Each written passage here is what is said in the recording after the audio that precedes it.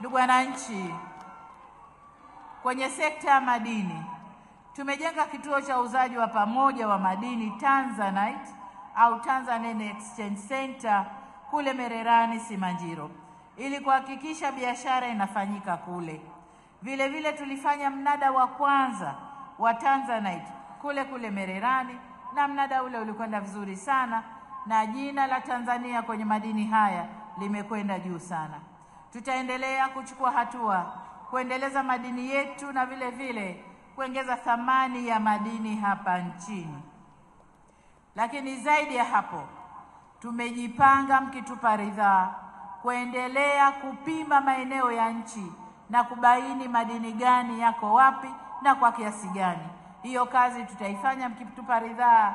Mwaka unaofuata tunaanza mwaka huu wa fedha, mwaka unaofuata tunaendeleza, na kipaumbele chetu ni wawekezaji wakubwa kwenye madini, lakini haswa wachimbaji wadogo ambao ni vijana wetu, ili tutengeneze ajira kwa vijana wetu.